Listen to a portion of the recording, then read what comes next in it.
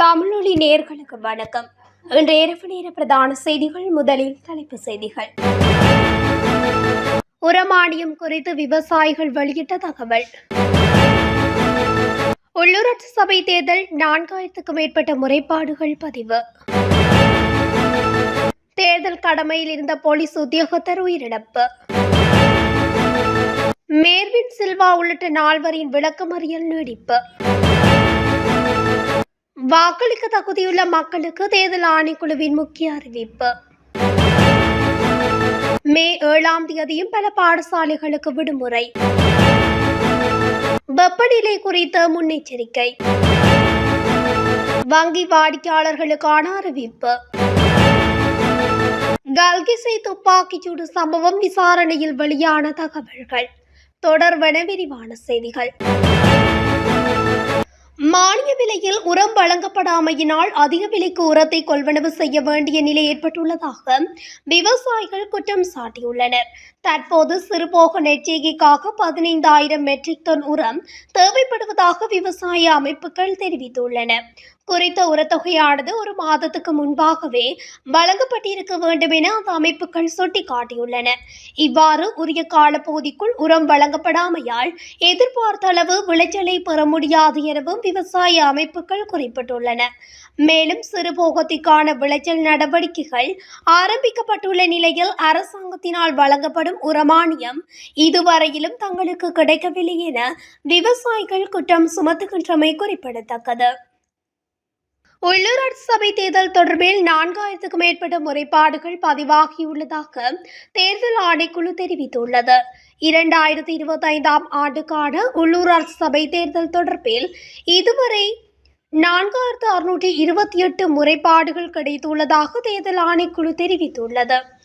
அதன்படி வன்முறை சம்பவங்கள் தொடர்பில் 35 முறைப்பாடுகளும், தேர்தல் சட்டங்களை மீறியமை தொடர்பில் 4284 முறைப்பாடுகளும், ஏனைய விடயங்கள் தொடர்பில் 309 முறைப்பாடுகளும் கிடைத்துள்ளதாக தேர்தல் ஆணைக்குழு மேலும் தெரிவித்துள்ளது.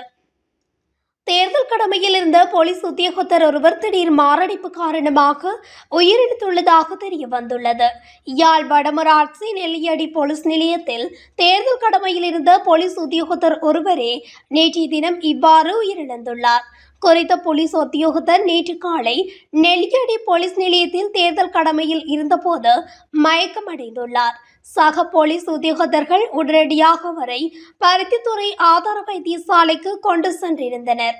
எனினும் சிகிச்சை பலனின்றி அங்கு அவர் உயிரிழந்துள்ளதாக தெரிவிக்கப்படுகின்றது. பிரேத பரிசோதனையின் பின்னர் சடலம் அவரின் மனைவியிடம் ஒப்படைக்கப்பட்டுள்ளது. முன்னாள் அமைச்சர் மேர்வின் சில்வா உள்ளிட்ட 4 எதிர்வரும் மே 19 வரை தொடர்ந்து விளக்கமறியலில் வைக்க நீதிமன்றம் உத்தரவிட்டுள்ளது. மகர நீதவான் நீதிமன்றம் இன்று இந்த உத்தரவை பிறப்பித்துள்ளது. கிரிபத்குட பகுதியில் அரசாங்கத்திற்கு சொந்தமான காணியொன்றை போலி ஆவணங்களை தயாரித்து விற்பனை செய்த சம்பவம் தொடர்பில் மேர்வின் சில்வா உள்ளிட்ட சந்தேக நபர்கள் கைது செய்யப்பட்டனர். இலங்கையில் நாளை உள்ளூராட்சி மன்ற தேர்தல் நடைபெறவுள்ளது. நாளை நடைபெறவுள்ள உள்ளூராட்சி மன்ற தேர்தலுக்கு வாக்களிக்க வாக்காளர்கள் செல்லுகின்ற போது தம்முடன் எடுத்து செல்வதற்கு வாக்காளர் அட்டை ஒரு அத்தியாவசியமான ஆவணமாக காணப்படுகிறது. இந்த நிலையில் வாக்காளர் அட்டை கிடைக்கப்படாதவர்கள் இங்கே வழங்கப்பட்டுள்ள ec.lk.vre இந்த லிங்கை அழுத்துவதன் மூலம் நேரடியாக இலங்கை தேர்தல்கள் ஆணைக்குழுவின் இணையதளத்தின் இ-சர்வீஸுக்கு செல்லலாம் எனவும் தேர்தல்கள் ஆணைக்குழு தெரிவித்துள்ளது. அங்கே அடையாள இலக்கத்தை உட்படுத்தி மாவட்ட தெரிவு செய்து உங்களுக்குரிய உள்ளூராட்சி மன்றம் எது, எங்கே வாக்களிக்க வேண்டும் போன்ற விவரங்களுடன் கூடிய வாக்காளர் அட்டையை தரவிறக்கம் செய்து கொள்ளலாம். தரவிறக்கம் செய்த ஆவணத்தை அச்சுப்படுத்தி அதனை வாக்களிக்க எடுத்து செல்ல முடியும். எனவே வாக்காளர்கள் அட்டைகள் கிடைக்கப்பெறாதவர்கள் இந்த லிங்கை பயன்படுத்த முடியும் என தேர்தல்கள் ஆணைக்குழு தெரிவித்துள்ளது. உள்ளூராட்சி மன்ற தேர்தல்கள் காரணமாக மே 7 பல பாடசாலைகள் மூடப்படும் என்று கல்வி அமைச்சு தெரிவித்துள்ளது. பின்வரும் பாடசாலைகளை தவிர அனைத்து பாடசாலைகளும் அன்றைய தினம் வழமை போல் செயல்படும் என்று அமைச்சு வெளியிட்டுள்ள அறிக்கையில் தெரிவிக்கப்பட்டுள்ளது. இதற்கிடையில் நாளை நடைபெறவுள்ள தேர்தல் காரணமாக நாட்டின் அனைத்து பாடசாலைகளுக்கும் இன்று மற்றும் நாளையும் விடுமுறை அளிக்கப்பட்டுள்ளது. இந்நிலையில் மே 7 மூடப்படும் சில பாடசாலைகள் கொழும்பு ரோயல் கல்லூரி, மாத்தளை பாக்கியம் தேசிய கல்லூரி, யாழ்ப்பாணம் மத்திய கல்லூரி, மட்டக்களப்பு இந்து கல்லூரி, திருகோணமலை விபுலானந்த கல்லூரி, புத்தளம் சாகிரா கல்லூரி, பதுளை மத்திய மகாவித்தியாலயம் என்பனவற்றுடன் மூடப்படும் ஏனைய பாடசாலைகள் விவரங்களும் வெளியிடப்பட்டுள்ளது. வெப்பநிலை குறித்த முன்னெச்சரிக்கையை வளிமண்டலவியல் திணைக்களம் விடுத்துள்ளது. இதன்படி கிழக்கு, வடக்கு, வடமேல் மற்றும் வடமத்திய மாகாணங்கள் மற்றும் மொனராகலை மாவட்டத்தின் சில பகுதிகளில் நாளை வெப்பத்தின் அளவு மனித உடலால் உணரப்படும் அளவிற்கு எச்சரிக்கை மட்டத்தில் இருக்கக்கூடும் என்று அந்த திணைக்களம் குறிப்பிட்டுள்ளது. எனவே அந்த பகுதிகளில் உள்ள பொதுமக்கள் இது குறித்து விழிப்புடன் இருக்குமாறு அறிவுறுத்தப்பட்டுள்ளது. அனைத்து வங்கிகளும் நாளை காலை 11 மணி வரை மட்டுமே திறந்திருக்கும் என இலங்கை மத்திய வங்கி ஊழியர் சங்கம் தெரிவித்துள்ளது. உள்ளூராட்சி மன்ற தேர்தல் வாக்களிப்பு நாளைய தினம் நடைபெறவுள்ளது. இந்த நிலையில் இலங்கை வங்கி ஊழியர் சங்கத்தின் அறிவிப்பில் அனைத்து வங்கிகளும் காலை 8:30 மணிக்கு திறக்கப்படும். அதன்படி 2.5 மணி நேரம் மாத்திரம் திறந்திருக்கும் என தெரிவிக்கப்பட்டுள்ளது. கல்கிசை பகுதியில் இன்று காலை இடம்பெற்ற துப்பாக்கிச் சூட்டு சம்பவத்தில் 19 வயதுடைய இளைஞர் ஒருவர் உயிரிழந்தார்.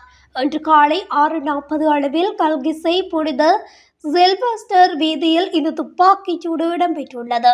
தேகிவளை கல்கிசை மாநகர சபையில் பணிபுரியும் பிரவீன் நிசங்க என்ற இளைஞரே இந்த துப்பாக்கிச் சூட்டில் உயிரிழந்தார்.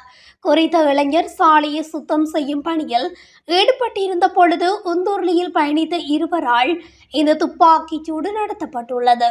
போதைப்பொருள் கடத்தலுடன் தொடர்புடைய 2 குழுக்களுக்கு இடையேயான மோதலே இந்த துப்பாக்கிச் சூட்டு சம்பவத்திற்கு காரணமாக இருக்கலாம் என காவல்துறையினர் சந்தேகிக்கின்றனர். இந்த துப்பாக்கிச் சூட்டு சம்பவத்துடன் தொடர்புடைய சிசிடிவி காணொலியொன்று தற்போது வெளியாகியுள்ளது. குறித்த இளைஞன் கல்கிசை புனித சில்வஸ்டர் வீதியில் துப்புரவு பணியில் ஈடுபட்டிருந்த போது உந்துர்லியில் வந்த இருவர் அவரை கடந்து செல்வதும் சிசிடிவி காணொலியில் பதிவாகியுள்ளது. பின்னர் துப்பாக்கிச் சூட்டுக்கு இலக்கான இளைஞன் காலி வீதியை நோக்கி ஓடுவதையும் துப்பாக்கி பிரயோகத்தை மேற்கொண்ட நபர் உந்துள்ளியில் இருந்து இறங்கி அவரை துரத்தி சென்று கல்கிசை கடற்கரை வீதியில் உள்ள விற்பனை நிலையம் ஒன்றுக்கு அருகில் வைத்து மீண்டும் அவர் மீது துப்பாக்கி பிரயோகம் மேற்கொண்டமையும் சிசிடிவி காணொலியில் பதிவாகியுள்ளது. இச்சம்பவத்தில் உயிரிழந்த இளைஞன் தேகுவளை ஓபன் பிளேஸ் பகுதியைச் சேர்ந்தவர் எனவும் சதுர் என அழைக்கப்படும் நிம்மி சுமேதா பொன்சேகா என்ற போதைப்பொருள் விநியோகத்தில் ஈடுபடும் பெண்ணின் மகன் எனவும் விசாரணைகளில் தெரிய வந்துள்ளது.